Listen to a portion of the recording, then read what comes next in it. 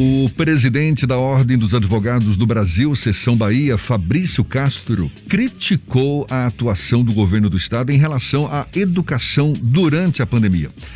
Segundo Fabrício, a forma como o governo vem conduzindo a questão tem sido desastrosa. E é com o presidente da OAB, Seção Bahia, Fabrício Castro, que a gente conversa agora. Seja bem-vindo. Bom dia, Fabrício. Bom dia, Jefferson. Bom dia, Fernando, todos os ouvintes da tarde. É um prazer imenso falar com vocês novamente. Prazer todo nosso. Como é que a OAB pode agir para que essa condução do tema educação durante a pandemia por parte do Estado seja menos desastrosa, conforme o senhor mesmo classificou essa condução? Olha, Fernando, eu fiz um comentário no Twitter, na verdade. A OAB tem feito uma discussão, fez agora recentemente uma audiência pública em que tivemos a oportunidade de ouvir todos os atores, os entes públicos, os pais, os alunos. Nós estamos num momento crítico, 250 mil mortos ontem, um momento que a gente requer muito cuidado, mas a gente tem que pensar também em como mitigar os efeitos dessa pandemia. E a crítica que eu fiz é um sentimento que a gente tem. Eu compreendo, por exemplo, essa discussão da volta às aulas, qual o momento adequado. Vejo que tem argumentos de ambos os lados, mas não acho razoável que no âmbito da escola pública aqui na Bahia, nós não tenhamos medidas mitigadoras, aula online, disponibilizadas às vezes no próprio YouTube. Enfim, alguma coisa precisa ser feita. O que não é razoável, na minha concepção, é você não ver nenhuma medida que de alguma forma mitigue o prejuízo que esses alunos estão sofrendo. Mas com base nessas consultas, que sugestões, por exemplo, a OAB pode apresentar para o governo do estado para conduzir de uma forma melhor essa questão da educação? Olha, o estado não tem como resolver de vez essa questão enquanto a pandemia não voltar, mas o estado precisa tomar sim medidas mitigadoras. Você vê que no âmbito das escolas particulares e até na área pública em outros espaços, em outros estados, essas medidas estão sendo adotadas. Seja na Ordem, por exemplo. Nós temos uma escola na Ordem. A escola da Ordem teve um crescimento no número de alunos absurdo na pandemia. Por quê? Porque essa possibilidade que a tecnologia nos fornece. Eu acho que o Estado poderia buscar soluções na tecnologia. Eu sei que muitos alunos não têm acesso, mas muitos têm. A gente tem que facilitar isso. Então, eu penso que o ideal seria ter um planejamento para disponibilizar aqueles alunos que hoje estão em casa, que eles possam ter acesso àquele conteúdo programático, seja por uma aula de forma online para os que puderem, seja então disponibilizando um conteúdo de forma remota. Mas é preciso que se faça alguma coisa. Existem exemplos, diversos exemplos por todo o país, e eu acho que o estado da Bahia precisa sair dessas circunstâncias. Eu vi um estudo da FGV, o estado da Bahia foi o último lugar nesse tema. Fabrício. Um estudo da FGV. Fabrício, Fernando Duarte agora falando. A última pergunta foi do Jefferson. O OAB Bahia iniciou uma campanha para a retomada de algumas atividades da área jurídica. O Tribunal de Justiça, o Tribunal Regional do Trabalho e a Justiça Federal tiveram acessos limitados durante esse período da pandemia. Só que essa campanha da OAB acabou coincidindo com o aumento do número de casos. Não é uma contradição essa campanha acontecer exatamente no momento mais crítico da pandemia? Na verdade, não é uma contradição, é um azar. Se você for observar, Fernando, a pandemia tem um ano. Em março, quando a pandemia começou, ninguém imaginou que hoje, um ano depois, a gente ainda estaria falando dela. Então, eu compreendo que durante o ano passado, se houvesse uma expectativa, vai voltar, não vai voltar, vamos segurar um pouco, mas hoje nós temos essa realidade. Nós temos a realidade de que nós não temos uma política de vacinação e este ano está comprometido de novo. Quando a OAB fez esta campanha, iniciou essa campanha, foi um pouco antes das informações desse pico de pandemia agora. E de forma nenhuma a campanha fica descaracterizada, porque o que nós não queremos de forma nenhuma uma volta irrestrita, uma volta irresponsável.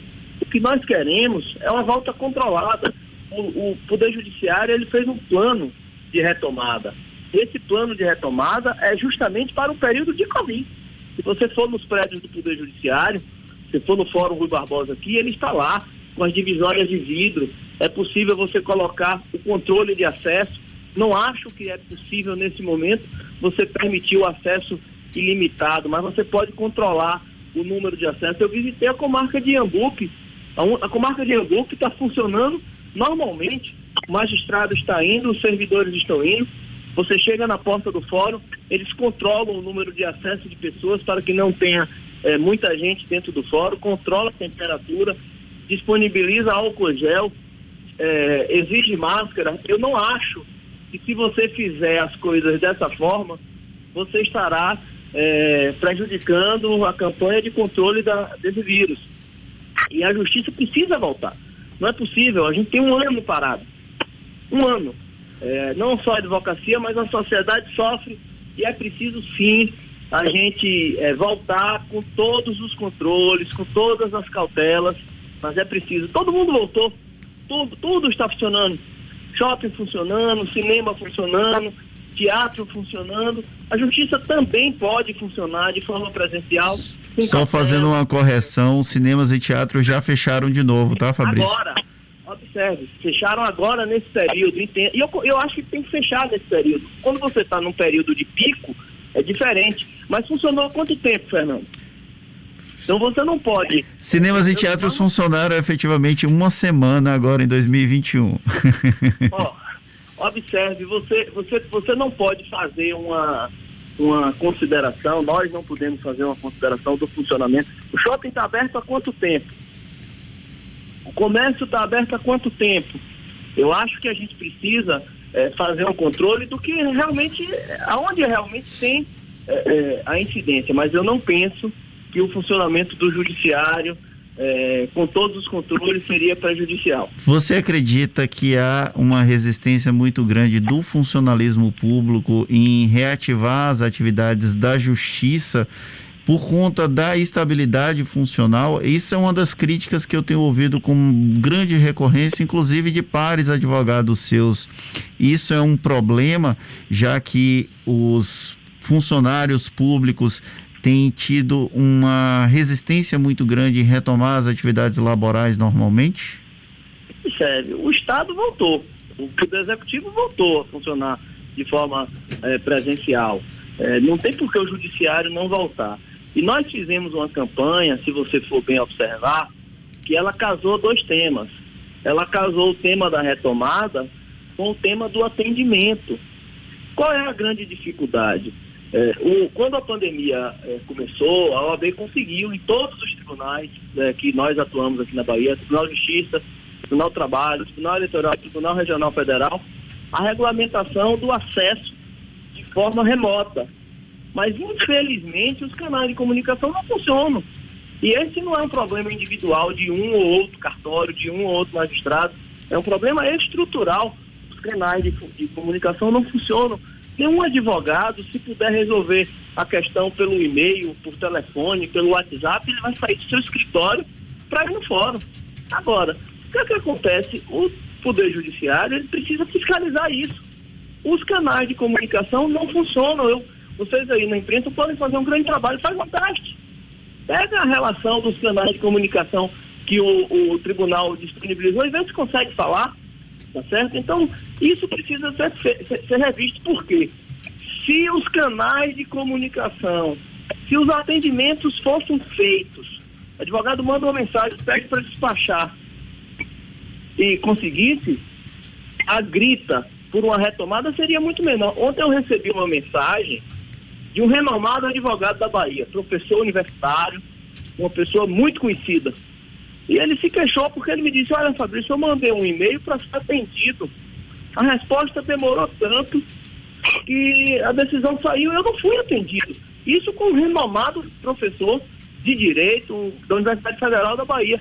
Imagine aquelas pessoas que não têm esse conhecimento, você está entendendo? Então é preciso que a gente tenha a dimensão do tamanho do problema. Em um dado momento, houve uma crítica, eu vi principalmente com a Justiça do Trabalho, que houve a retomada das atividades remotas, né?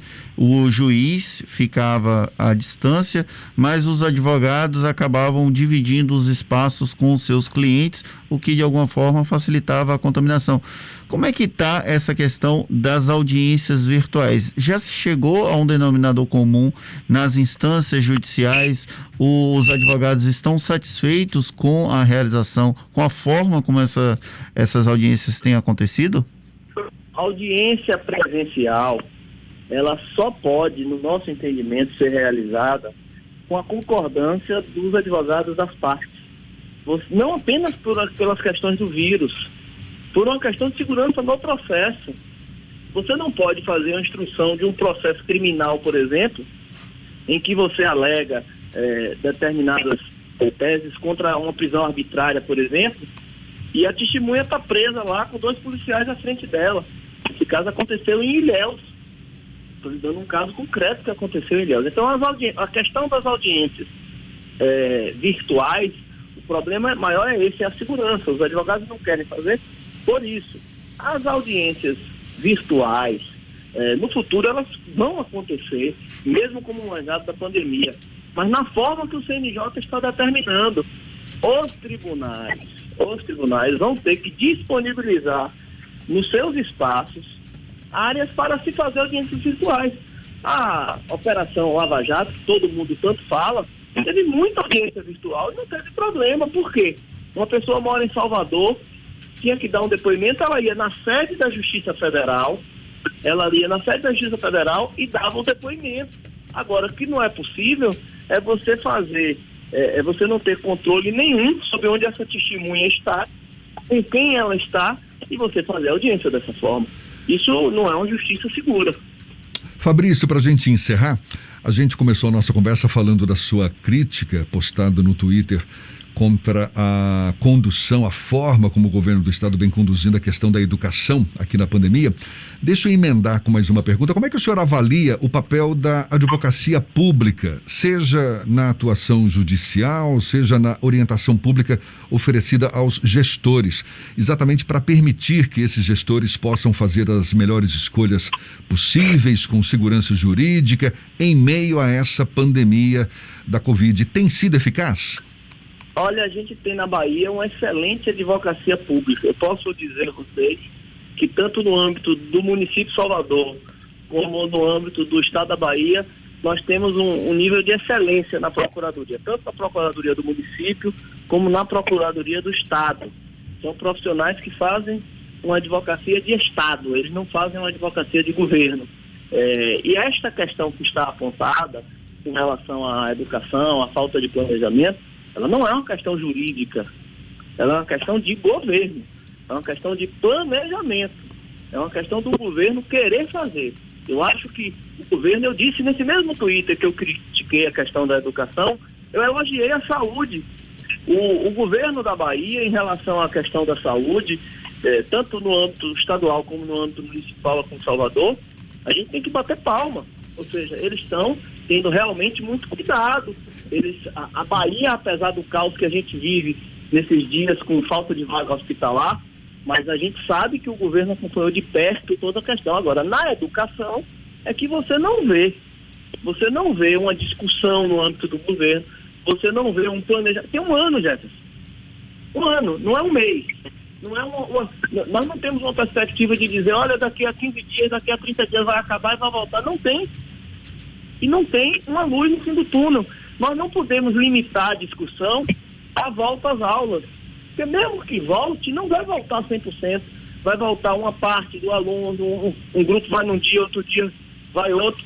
Então, eu não vejo uma discussão, um planejamento em relação a isso. Acho que isso é imperioso, abrir a discussão. A discussão não é apenas a volta às aulas, porque a gente sabe querer enganar os outros, achar que vai voltar 100% em 2022. 2021. E é preciso que o Estado apresente medidas mitigadoras. Tá certo. Fabrício Castro, presidente da OAB, Ordem dos Advogados do Brasil, Seção Bahia. Muito obrigado mais uma vez pela sua participação aqui conosco. Até uma próxima. Bom dia. Eu que agradeço a você, Jefferson, a você, Fernando, e desejo que continue fazendo esse brilhante trabalho de informar a população. Tá certo, muito obrigado mais uma vez. Olhe, mais uma conversa que vai estar disponível logo mais nos nossos canais no YouTube, Spotify, iTunes, Deezer e Instagram. 8h47 na tarde FM.